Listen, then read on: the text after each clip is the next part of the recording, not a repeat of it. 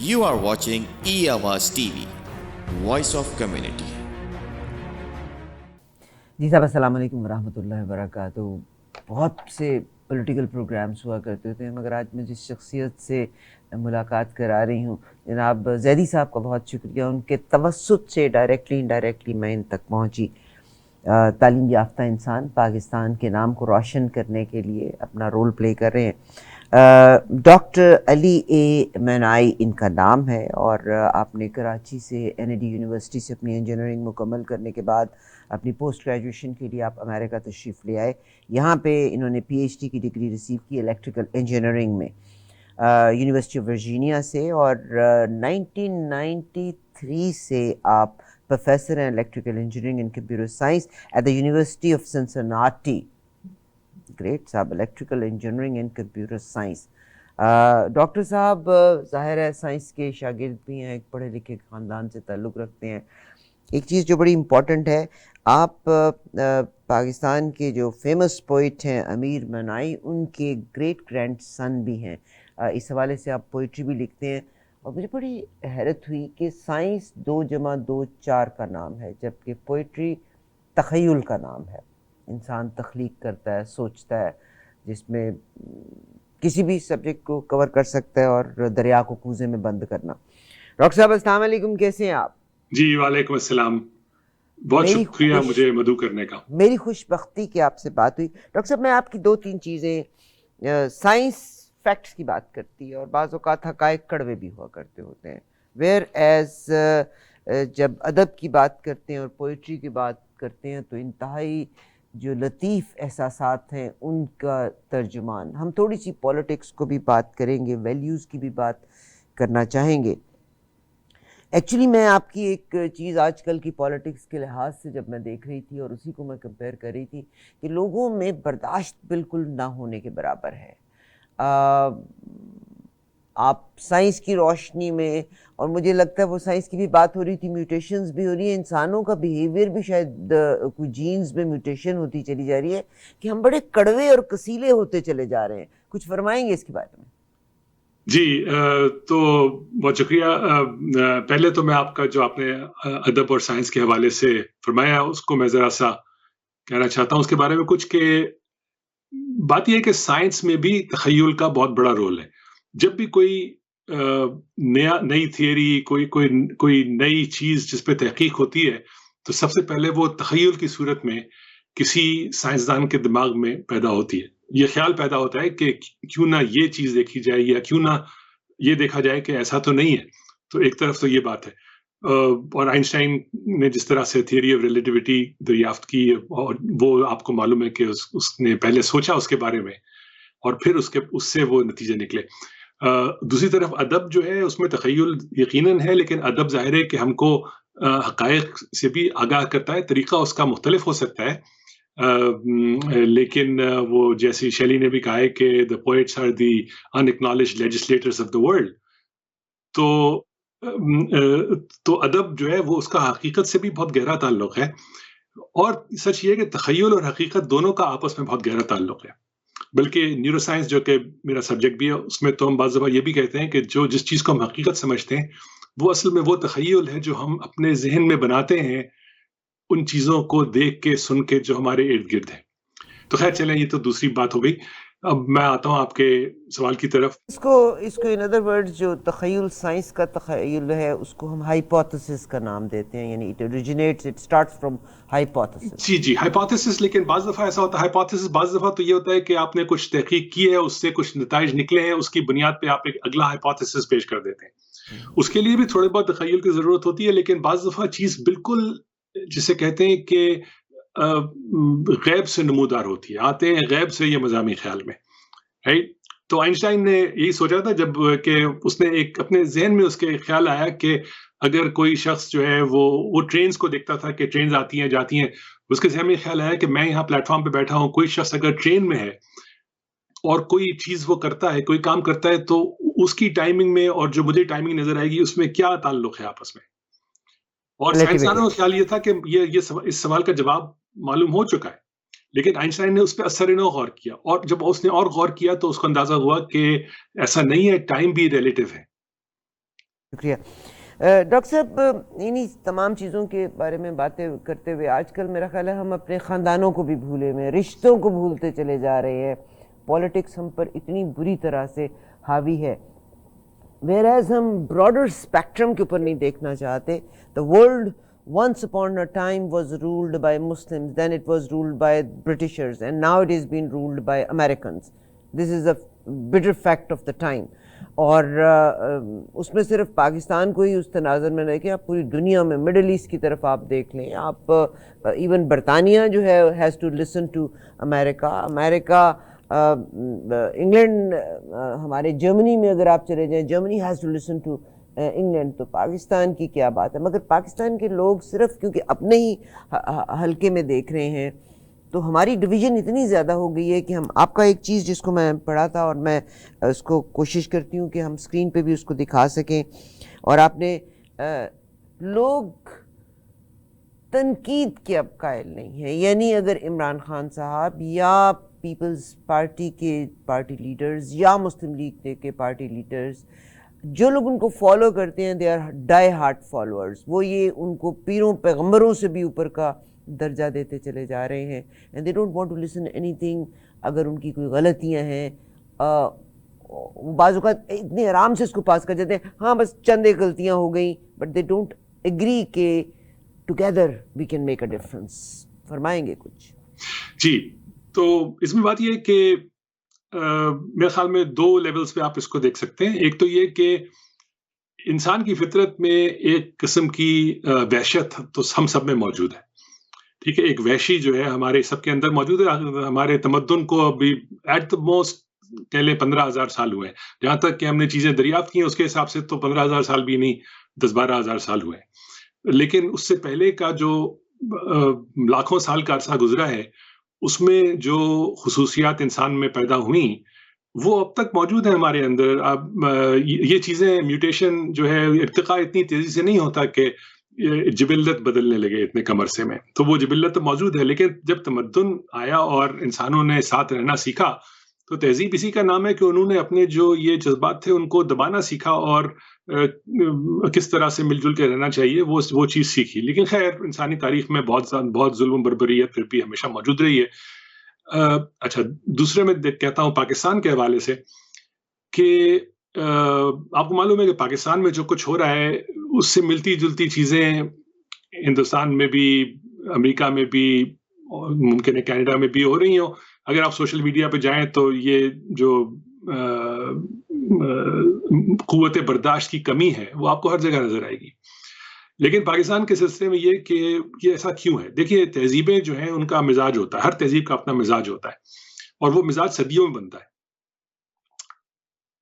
جو تہذیب ہمارے علاقوں میں, یا تہذیبیں کہہ لیں ان کو, جو ہمارے علاقوں میں تھیں وہ صدیوں میں بنی تھیں اور ان میں بہت سے ان کے اندر اس میں اقدار تھیں, اس میں طور طریقے تھے جسے مینرز کہتے ہیں, تو وہ سب چیزیں تھیں اس میں. لیکن دو بہت بڑے شاک ہوئے جس کی وجہ سے وہ جڑیں اکھڑ گئیں. پہلا شاک تو کلونیلزم کا تھا, جبکہ ایک بالکل مختلف تہذیب نے آ کے ہمارے یہاں قبضہ کر لیا اور اس سے ایک بہت زبردست ڈسٹرپشن ہوا. ہماری جڑیں جو تھیں وہ اپنی تہذیب سے بالکل کٹ گئیں. ان جڑوں کو ہم نے دوبارہ دریافت کرنے کی کوشش کی, لیکن وہ کوشش بہت سطحی تھی, جس کو ہم ریوائولزم, ایک قسم کا فیک ریوائولزم کہہ سکتے ہیں. تو وہ ایک بات یہ تھی. اس کے بعد پھر یہ ہوا کہ پارٹیشن ہو گیا, تو اس سے وہ تہذیبیں اور کٹ گئیں. تو وہ جو تہذیبیں سینکڑوں سال میں بنی تھیں وہ کٹنا شروع ہو گئیں اور ان کو ریپلیس کرنے کی ضرورت تھی, اور وہ ریپلیسمنٹ فوراً نہیں ہو سکتا. تو اس سلسلے میں سب سے بڑا رول جو تھا وہ ہمارے جو ارباب حل وقت تھے ان کا تھا, جو معززین تھے جن کو ہم ایلیٹس کہتے ہیں. عوام ان کی طرف دیکھتے ہیں ہمیشہ کہ مینرز کیا ہونے چاہیے, اور جب تک وہ لوگ جو ہیں وہ ایک خاص طریقے سے عمل کرتے ہیں, خاص اقدار کا مظاہرہ کرتے ہیں اپنے عمل میں اور اپنے قول میں, تو اس وقت تک عوام بھی اسی چیز کے پابند رہتے ہیں. لیکن جب ان کو نظر آتا ہے کہ اب تو یہ ایلیٹس بھی اس قسم کی وحشیانہ باتیں کرنے لگے ہیں اور کوئی ان میں بھی طاقت برداشت نہیں رہی, ان میں بھی کوئی دوسری کی بات سننے کی ہمت نہیں رہی, یا ان کے پاس یہ وہ نہیں سن سکتے, تو پھر وہ کہتے ہیں کہ یہی طریقہ ہوگا, پھر وہ پوری قوم, پورا معاشرہ اسی میں ڈوب جاتا ہے. ایک بات میں البتہ ضرور کہوں گا کہ جب ہم کہتے ہیں کہ پاکستان میں جو ہو رہا ہے وہ ظاہر ہے کہ ہم میں سے ہر ایک جو ہے اس کا اپنا ایک تجربہ ہے, اپنے خاندان والوں سے, اپنے دوستوں سے, سوشل میڈیا پہ. لیکن اس سب کے باوجود جو سیمپل ہم دیکھتے ہیں وہ سیمپل پھر بھی پوری آبادی کے لحاظ سے بہت چھوٹا سا ہوتا ہے. تو بعض دفعہ اس کے اوپر آپ کوئی ایک محاکمہ نہیں کر سکتے کہ یہ پوری تہذیب ہی اس طرح سے سوچتی ہوگی. لیکن یہ آپ بالکل صحیح کہہ رہی ہیں کہ یہ اب ہمارے معاشرے میں ایک قسم کی قوت برداشت اور تنقید سننے کی جو صلاحیت تھی وہ بہت کم ہو گئی ہے. اس کے عوامل پاکستان کے لحاظ سے میرے خیال میں ایک تو بہت بڑا یہ کہ ہم نے جو ہمارا تعلیمی نظام ہے اس میں ہم نے کوئی زور غور و فکر پہ, عقل پہ, حقائق پہ بالکل نہیں رکھا. تاریخ سے واقفیت پہ ایک بناوٹی تاریخ ہم پڑھاتے ہیں, لوگوں کو ایسے طریقوں سے سوچنے کی ترغیب دیتے ہیں جن سے وہ کسی منطقی نتیجے پہ یا کسی آبجیکٹیو نتیجے تک نہیں پہنچ سکتے. اس میں تو پھر وہ یہ کہ پہلے آئیڈیالوجی سوچتے ہیں, پھر سوچتے ہیں کہ اس آئیڈیالوجی میں کیا چیز فٹ کر سکتی ہے, اور یہیں تک ان کی جو سوچنے سمجھنے کی صلاحیت ہے وہ محدود رہتی ہے. تو اس سے ایسا نہیں کہ سب ایسا کرتے ہیں, بہت سے لوگ بڑے قابل اور بہت سوچنے سمجھنے والے, غور و فکر کرنے والے بھی ہماری تہذیب میں موجود ہیں. لیکن بالعموم جو رویہ ہے وہ یہ کہ غور و فکر کی طرف رجحان بہت کم ہے, خاص طور سے تنقیدی غور و فکر, جیسے کرٹیکل تھنکنگ کہیں آپ, کہ جو چیز آپ کو بطور حقیقت کے بتائی جاتی ہے اسے کویسچن کریں, اس کو دوسری چیزوں کے تناظر میں دیکھیں کہ کیا واقعی یہ سچ ہے, ذرا آگے کھوج لگائیں, تاریخ پڑھیں تھوڑی سی. شکریہ ڈاکٹر صاحب. کھوج لگانے کے لیے سوال کی ضرورت ہوتی ہے. ابھی آپ نے جو شروع میں کہا نا کہ میوٹیشنز ایک دم سے نہیں ہوا کرتی, تو وہ کہ وقت کرتا ہے پرورش برسوں میں, حادثہ ایک دم نہیں ہوتا. یہ جو نیچر کے پروسیس بھی ہیں over the period of time ہوا کرتے ہوتے ہیں. مگر اس وقت لوگوں میں یہ جو بھی آپ نے کہا نا کہ کھوج لگائیں, سوال پوچھنا, بٹ انفارچونیٹلی آج کے دور میں, اور پھر اگین حادثہ ایک دم نہیں ہوتا. مطلب میں یہ سمجھتی ہوں کہ بعض لوگ حساس ہوتے ہیں, اگر وہ غلطی کرتے ہیں تو ان کا کانشیس ان کو بتا دیا کرتا ہوتا ہے, وہ اس کو صحیح کرنا چاہتے ہیں. اور تنقید یقیناً انسان کو بہتر کرتی ہے. تنقید بھی دو طرح کی ہوتی ہے, ایک ہوتی ہے تعمیری اور ایک ہوتی ہے تنقید برائے تنقید. اور جب وہ بہت تنقید برائے تنقید دیکھتے ہیں تو انسان میں بے حسی جو ہے نا وہ اوور کم کر جاتی ہے کہ ان کے لیے تو آپ اپنی جان بھی دے دو, انہوں نے تو گالیاں ہی دیتے رہنا ہے. تو وہاں پہ انسان بے حس ہو چلا جاتا ہے. مجھے لگتا ہے کہ پاکستان کا المیہ اس وقت یہ ہے کہ لوگ سوال پوچھنا نہیں چاہتے, کیونکہ ہمارے ملک میں مذہب کو بھی گورنمنٹس نے, پولیٹیشنز نے استعمال کیا. چاہے آپ وہ ضیاء الحق کے دور کی بات کر لیں, ایون اب عمران خان صاحب is a wonderful man, I don't think so کہ انہوں نے پیسے کی کوئی کرپشن کی ہوگی. ظاہر ہے بیوی کے پیچھے لگ کے اس آدمی نے وہ تسبیح کا ایک چکر, اور تسبیح میرا اور اللہ کے درمیان کا معاملہ ہے. مگر جو لوگ انتہائی طور پر پسند کرتے ہیں ان کو, وہ ان سوالات کو پوچھنے دینا ہی نہیں چاہتے. جہاں آپ پوچھنا چاہتے ہیں وہ گالی گلوچ کے اوپر اتر آتے ہیں. جی ہاں, تو یہ چیز جو ہے یہ جیسا میں نے کہا کہ یہ جو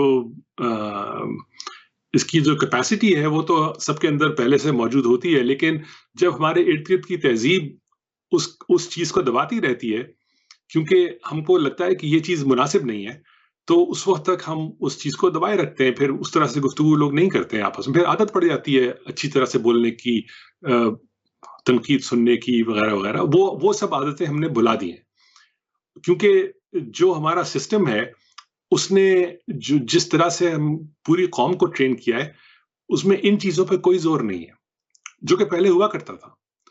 تو دیکھیں یا معاشرے کو ٹھہرائیں گے آپ؟ نہیں، ماؤں کو تو میں مورد الزام نہیں ٹھہراؤں گا. مائیں تو میرے خیال میں ہماری اب بھی پرورش کرتی ہیں اور اچھے انسانوں کی پرورش کرتی ہیں. میرے خیال میں اس میں سب سے بڑا فیکٹر جو دنیا بھر میں دیکھا جا رہا ہے، اس کے بارے میں بہت سوچا جا رہا ہے، وہ سوشل میڈیا ہے. ایک فیکٹر ہے، وہ سب پورا ہر چیز تو اس پہ نہیں ڈال سکتے آپ، لیکن سوشل میڈیا نے جو تعلق ہے آپس میں لوگوں کا وہ بالکل بدل دیا ہے. اور یہ بات بہت عرصے سے اس پہ بہت کچھ لکھا بھی گیا ہے کہ جب میں آپ کے سامنے بیٹھا ہوں، آپ سے مجھے کتنا ہی اختلاف ہو، مجھے کوئی بری بات کہتے ہوئے، کوئی گالی دیتے ہوئے ایک ہچکچاہٹ محسوس ہوتی ہے. ٹھیک ہے، لیکن جب ہم ایک دوسرے کو جانتے نہیں ہیں، صرف سوشل میڈیا پہ ایک کنیکشن ہے، اس میں لوگ بالکل بے قابو ہو جاتے ہیں. ان کا جو لنک کوئی نہیں ہے. کوئی اسٹیک نہیں ہوتا نا، کوئی اسٹیک نہیں ہوتا. جن لوگوں سے آپ ملتے ہیں، یعنی ایون جو لوگ آپس میں لڑتے رہتے ہیں سوشل میڈیا پہ، وہ بھی جب ٹی وی پہ آتے ہیں ایک دوسرے کے سامنے، تو اکثر ان میں سے ایسے ہوتے ہیں کہ وہ ویسا نہیں کرتے. اب یہ چیز بھی ختم ہوتی جا رہی ہے. اب ٹی وی پہ بھی وہی گالم گلوچ شروع ہو گئی ہے. لیکن یہ دیکھیں کہ یہ پچھلے کچھ ہی سال سے ایسا ہوا ہے، اس سے پہلے ایسا نہیں ہوتا تھا. جو لوگ میں بہت سوری میں بہت سے لوگ اس باتوں کو ناپسند کرتے ہیں کہ میں شاید انٹرپٹ نہیں. It's a communication. نہیں، آپ ضرور انٹرپٹ کریں. یہ ڈاکٹر صاحب مجھے پتا ہے جب وہ گالیاں مجھے بڑی گالیاں پڑھنا شروع ہو گئی ہیں، حالانکہ اٹس اے کمیونیکیشن، اور یہیں سے ہم نے ٹاپک کو آگے لے کے چلنا ہے. میرا تقریباً سیکنڈ لاسٹ کوشچن آپ سے ہے، mental illness. We are not paying attention to this mental illness. اور یہ مینٹل النس میں ہم دنیا جہان کے معاملات کو ریزالو کرنا چاہتے ہیں، جس میں ہم اپنے گھر کے معاملات ریزالو نہیں حل کر پا رہے، جس میں میاں بیوی کا تعلق وہ نہیں رہا جو ایک ایموشنل لنک تھا. میاں بیوی کا تعلق نہ ہونے کی وجہ سے بچوں میں وہ لنک پیدا نہیں ہو رہا، اور everybody is relying on the technology too much, on this social media, جو ہم کو تنہائی کی طرف لے کے چلا جا رہا ہے. اور ذہنی بیماریاں، اور پاکستان میں ہم آئیڈینٹیفائی نہیں کرتے پرابلم کو رائٹ ان دا بگننگ. میرا خیال ہے مینٹل النس جو ہے نا، یہ جو امپیشنس ہے اور ایک دوسرے میں کے لیے برداشت نہیں ہے، اور ایک دم سے بیڈ ورڈز استعمال کر دینا، یہ مینٹل النس کا بھی حصہ ہے. اب میں ڈاکٹر تو نہیں ہوں کہ میں اس کی تشخیص کروں، لیکن یہ اس بات پہ بھی بہت کچھ لکھا گیا ہے، لکھا جا رہا ہے ابھی بھی، کہ سوشل میڈیا کی وجہ سے مینٹل النس کی جو ٹینڈنسیز سب میں موجود ہوتی ہیں وہ ایمپلیفائی ہو رہی ہیں. خاص طور سے جو کم عمر لوگ، جو نوجوان یا ایون ٹین ایجرز وغیرہ جو سوشل میڈیا پہ، اور یہ دنیا بھر کی پرابلم ہے. یہ پرابلم صرف پاکستان میں نہیں ہے. بہت سے لوگوں نے یہ کہا ہے کہ سوشل میڈیا کی وجہ سے مینٹل النس بڑھ رہی ہے، سوئسائڈز بڑھ رہی ہیں، یہ سب چیزیں. تو اس کو لیکن کنٹرول کیسے کریں، کیسے اس بات کو یقینی بنائیں کہ سوشل میڈیا پہ جو باتیں کہی جاتی ہیں وہ بیشتر سچ ہیں.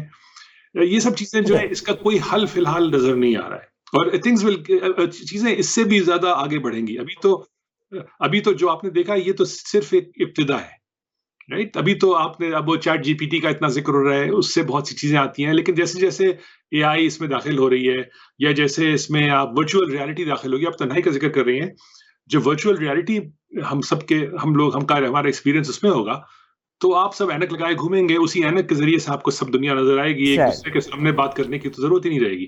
تو دیکھیں دنیا کہاں جاتی ہے. بڑی بعض دفعہ چیزیں ہم سوچتے ہیں کہ ایسے ہوں گی، اور اس کے بالکل برعکس ہوتا ہے. تو یہ تو ایک چیز، لیکن یہ بہت بڑی پرابلم ہے پوری دنیا میں، یہ صرف پاکستان میں نہیں ہے.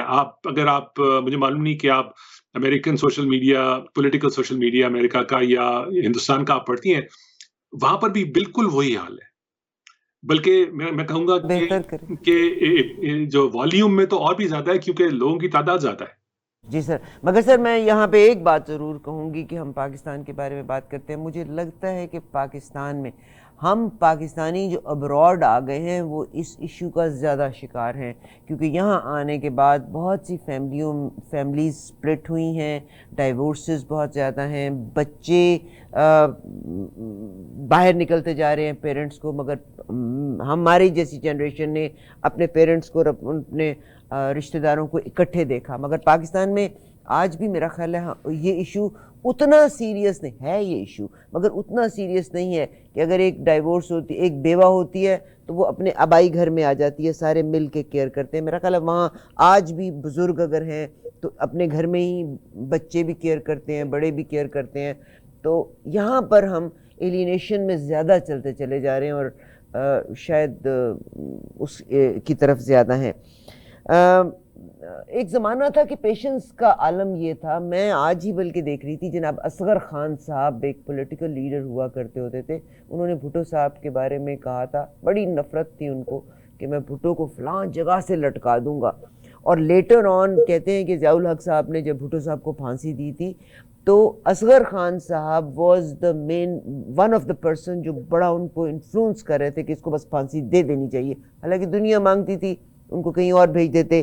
مگر لیٹر آن محترمہ بے نظیر بھٹو صاحبہ نے جو ایک الحاق بنایا تھا, انہوں نے جناب اصغر خان صاحب کے ساتھ بیٹھ کے بات بھی کی. It was not a you turn, مگر ملک کی بہتری اور فلاح کے لیے یہ پولیٹیشین بیٹھے بھی. ایک اور ایگزامپل اگر آپ لے لیتے ہیں تو چودھری شجاعت صاحب کے والد صاحب چودھری ظہور, یہ وہ شخص تھے جنہوں نے as a minister role play کیا تھا جناب ضیاء الحق کے دور میں.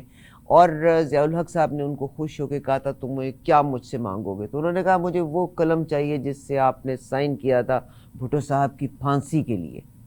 تو انہوں نے ان سے لیا بھی, ظاہر اب ان کے بچوں کے پاس ہوگا. مگر لیٹر آن جناب زرداری صاحب کے ساتھ وہ بیٹھے بھی. تو پولیٹکس میں یعنی ایک یہ بہت بڑی اگزامپل تھی جس کے لحاظ سے کہ بھٹو صاحب کے اگینسٹ جن لوگوں نے کام کیا, بعد میں پارٹی نے ان کے ساتھ بیٹھ کے مشاورت بھی کی, اگلے لایا عمل کو بھی تیار کیا. مجھے لگتا ہے کہ اب جو یہ جو برداشت کی قوت کم ہونے کی ہوگی, حالانکہ عمران خان صاحب کی ریٹنگ بہت زیادہ ہے, ہی از اے ونڈرفل مین, بٹ وہ مل کے ملک کے لیے کام کرنے کی بجائے ہر چیز کو, ہر آدمی جو ان کو مشورہ دینے والا بھی ہے, وہ ذاتی اناد اور ذاتی دشمنی اور پرسنل گراؤنڈز کے اوپر دیکھ رہا ہے, جس میں کنٹری از لیفٹ بہائنڈ. کچھ کہیں گے اور دس از مائی لاسٹ کوسچن. یہ بہت افسوسناک بات ہے. میں بہت زیادہ عمران خان کے یا دوسرے لوگوں کے بارے میں نہیں کہوں گا, لیکن یہ میں کہوں گا کہ جن لوگوں کو کوئی شخص اپنے ارد گرد جمع کرتا ہے ان کا اس کی اپنی شخصیت پہ اور قول و عمل پہ بھی اثر پڑتا ہے, اور وہ اس کا ریفلیکشن بھی ہوتا ہے. تو یہ بہت افسوس کی بات ہے کہ ہمارے اکثر لیڈروں نے, اور عمران خان اس معاملے میں میرے خیال میں زیادہ مورد الزام کہے جا سکتے ہیں, کہ انہوں نے ایک قسم کے کنفرنٹیشنل لوگوں کو زیادہ جمع کیا اپنے ارد گرد.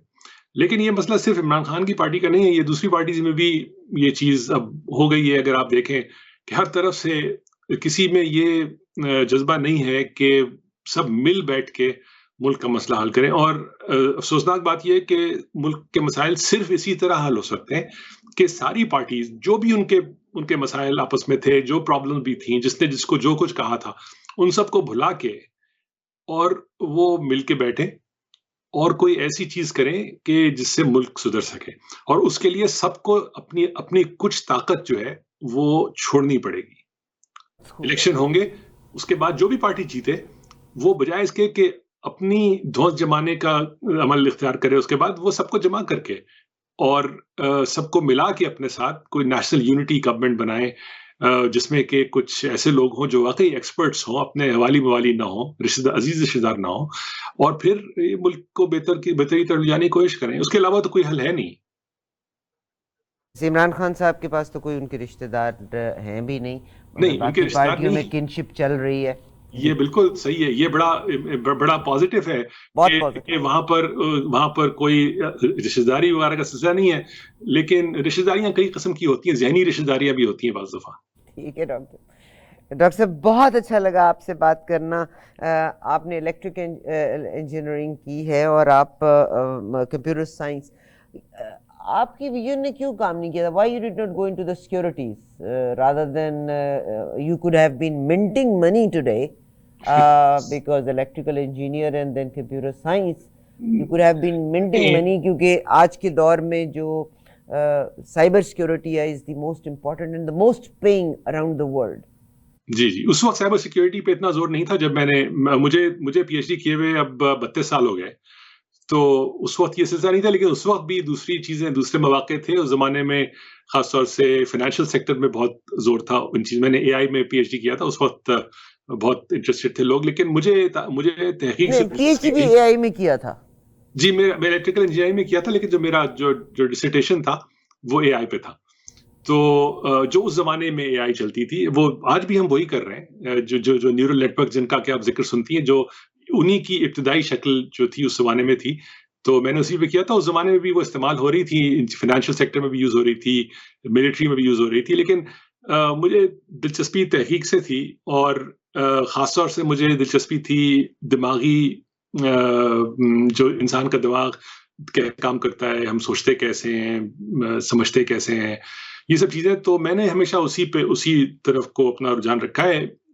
بلکہ پی ایچ ڈی کرنے کے بعد میں نے 2 سال نیورو سائنس میں پوسٹ ڈاک کیا تاکہ نیورو سائنس بھی مجھے آئے، اور اس کے بعد سے میرا تعلق ہمیشہ کسی حد تک نیورو سائنس سے بھی رہا ہے. تو میں نہ صرف انجینئرنگ میں ہوں بلکہ نیورو سائنس میں بھی ہوں. Very proud of you doctor صاحب، ویری پراؤڈ آف یو. ماشاء اللہ ماشاء اللہ. میری خوش بختی کہ میری آپ سے بات ہوئی، اور میرے توجہ سے میں اللہ کرے کہ میں اپنی باقی تمام لوگوں کو کہوں کہ یہ جو کھینچا تانی کی چیزوں سے نکل آئیں، ایسے لوگوں کو اپنا رول ماڈل بنائیں.